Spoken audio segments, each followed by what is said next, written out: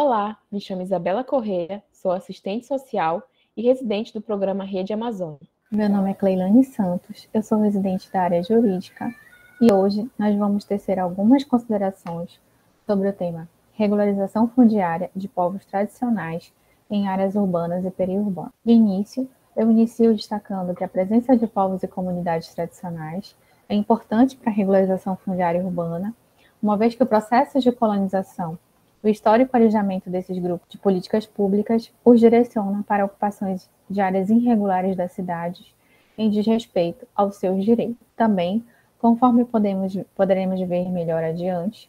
os instrumentos destinados para atender a essa população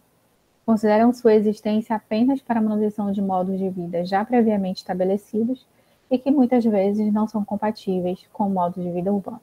De modo a fundamentar a necessidade de estudo do tema, nós temos que dados do Instituto Brasileiro de Geografia e Estatística, IBGE, 2010, identificaram que em mais de 80% dos municípios brasileiros há pelo menos uma pessoa que se autodeclara indígena, o que nos permite especular quantas outras situações não são percebidas pelos levantamentos públicos, sobretudo em relação ao meio urbano e seu relacionamento diferenciado com o território. A Convenção 169 da Organização Internacional do Trabalho, que dispõe sobre povos indígenas e tribais, nos diz que o critério fundamental para aplicar as disposições da Convenção 169 é a consciência da identidade indígena ou tribal. Para a Convenção, povos tribais são aqueles cujas condições sociais, culturais e econômicas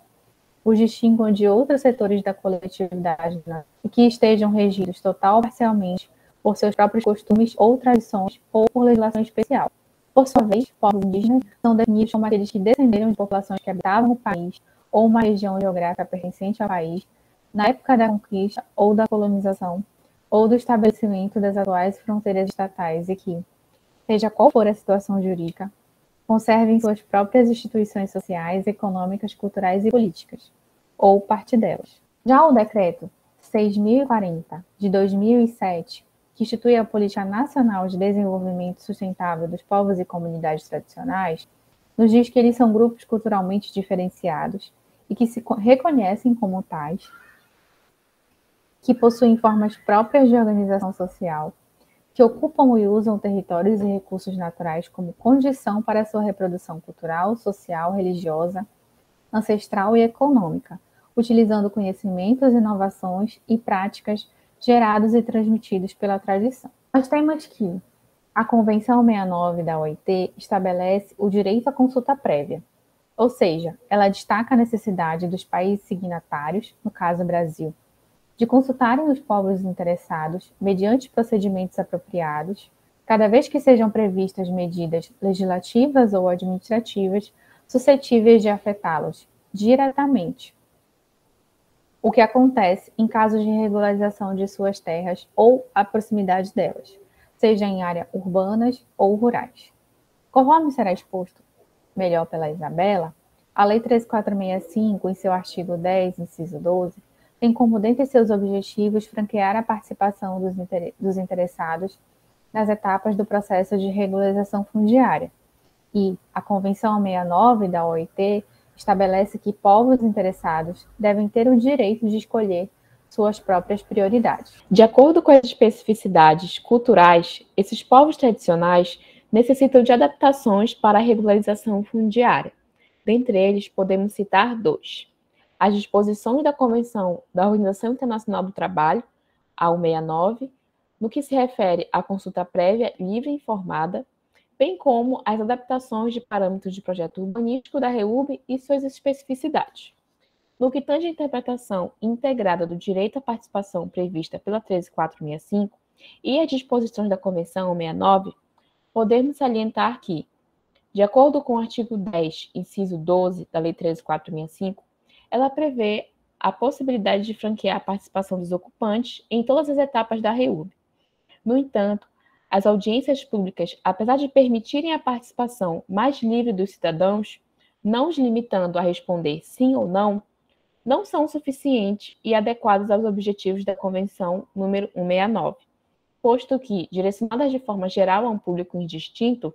não atende às peculiaridades que são cumpridas na consulta prévia, livre e informada, que é voltada especialmente aos povos indígenas e comunidades tradicionais. E a que sujeitos se destinam essas normas? Não obstante ser direito aparentemente voltado para os povos indígenas e tribais, deve ser entendido como extensível às comunidades locais e tradicionais não indígenas. Tanto os termos tribal quanto indígena são abrangidos pelos povos e comunidades tradicionais e constituem-se em conceitos genéricos, que podem abranger inúmeras comunidades, como as comunidades quilombola, as extrativistas e as ribeirinhas.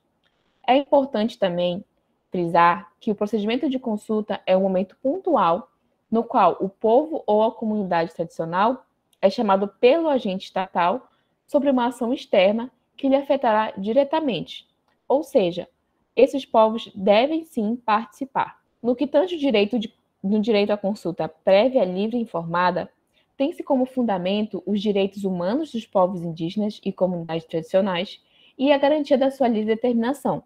ou seja, o poder de decidirem livremente sobre o seu presente e o seu futuro.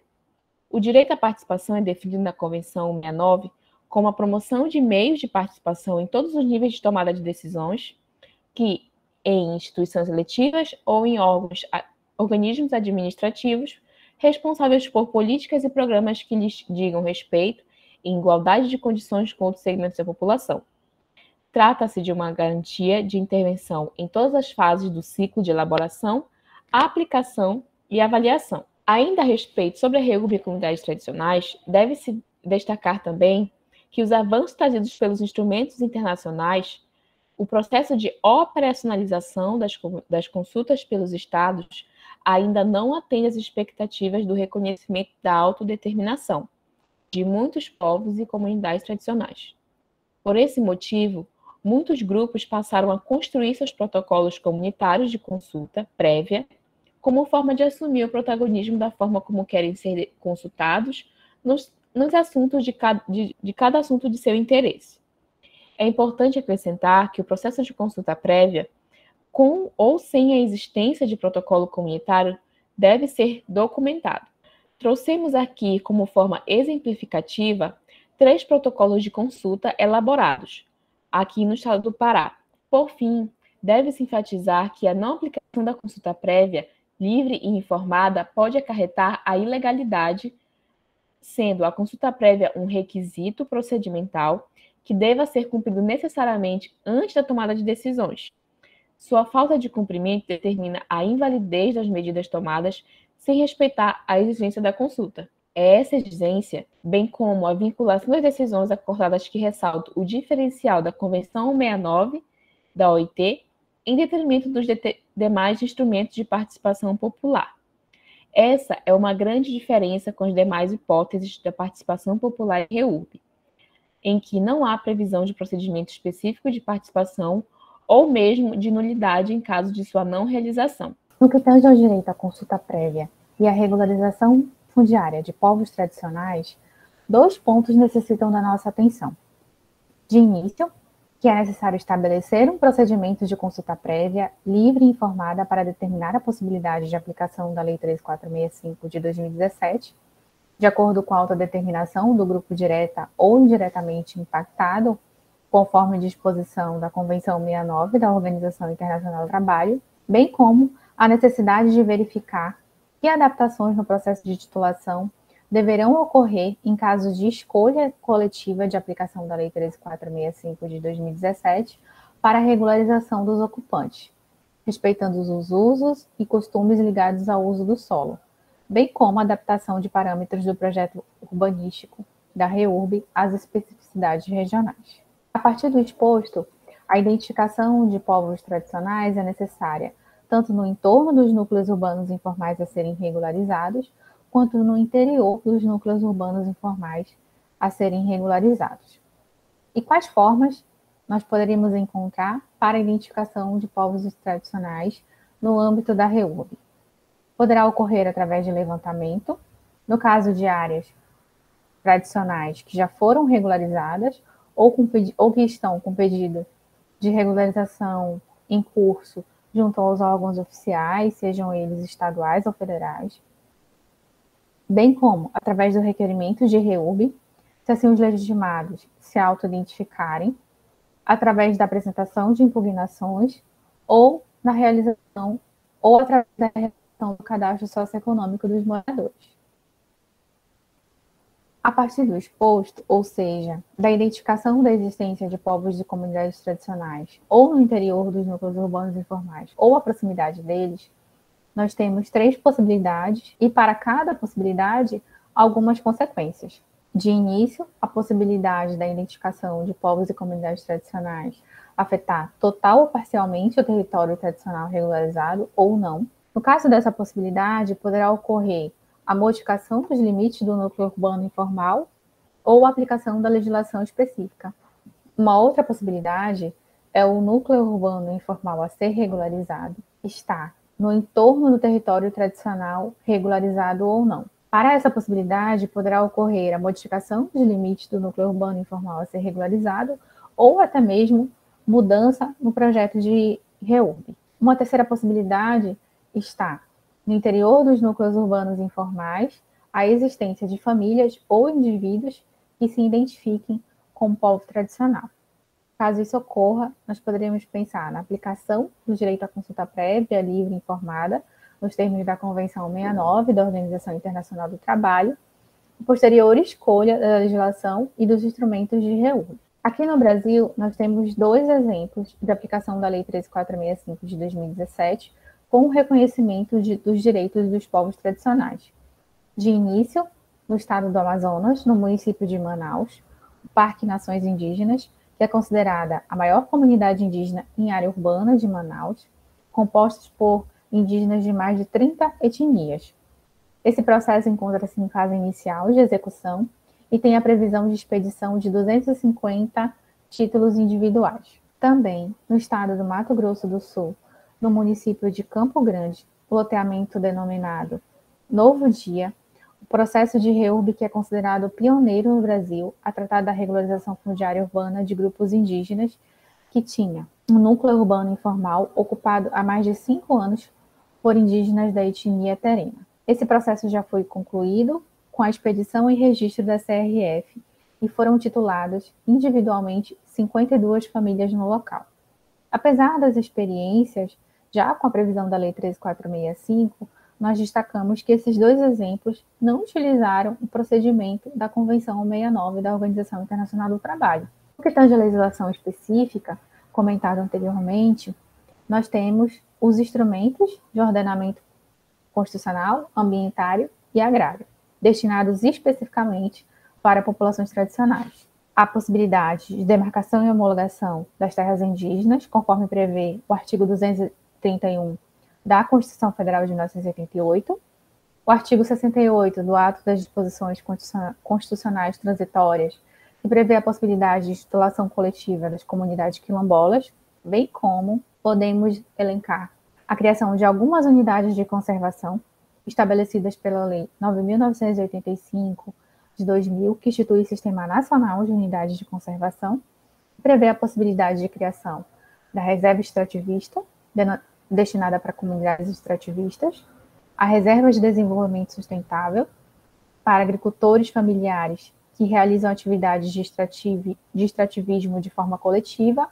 bem como a Floresta Nacional, destinada para populações tradicionais que fazem uso de recursos madeireiros e não madeireiros em áreas públicas. Nós temos a possibilidade de projeto de assentamento agroextrativista, previsto em portaria específica do INCRA, destinado para assentamento de pequenos produtores rurais que desejam realizar atividades extrativistas de forma coletiva,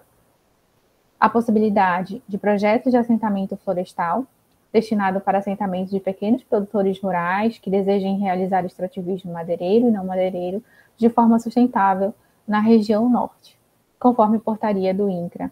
de número 1141, de 2003. Ainda, para o caso de ribeirinhos ou outros povos e comunidades tradicionais que ocupem de forma coletiva áreas de várzea, lagos e espelhos d'água, nós temos a possibilidade de aplicação do instrumento da concessão do direito real de uso, da concessão de uso e da autorização administrativa, conforme estabelece a Portaria 89 de 2010 da Superintendência de Patrimônio da União. No que tange os instrumentos previstos na Lei 13.465, ou ainda que não previstos expressamente na lei, mas compatíveis com a regularização fundiária urbana,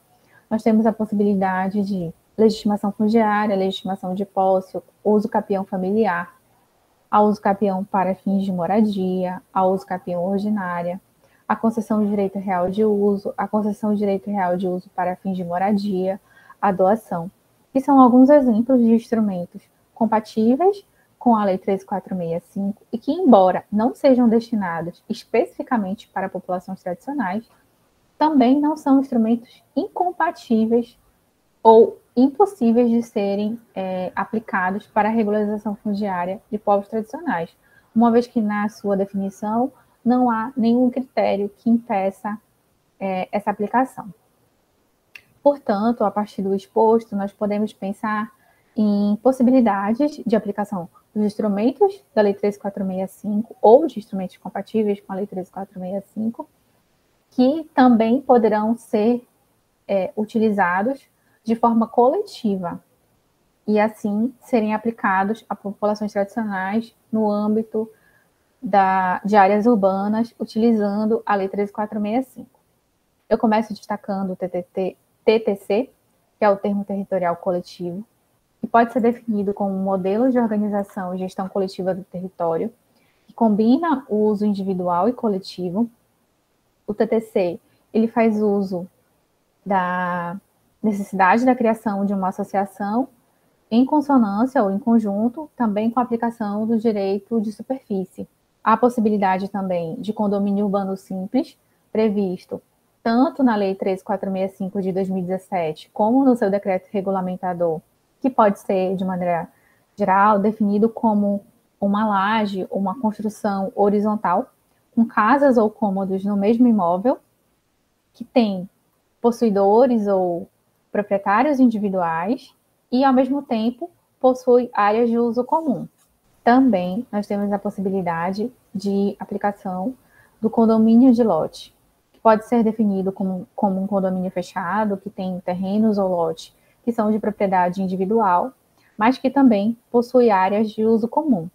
A partir do que nós expomos, foi possível extrair algumas considerações finais. Então, nós temos que a presença de povos e comunidades tradicionais em meio urbano e periurbano é temática ainda pouco discutida no âmbito de políticas públicas, o que destaca a necessidade e a importância do tema. Também temos que a identificação de grupos tradicionais ou de sua proximidade ao núcleo urbano informal a ser regularizado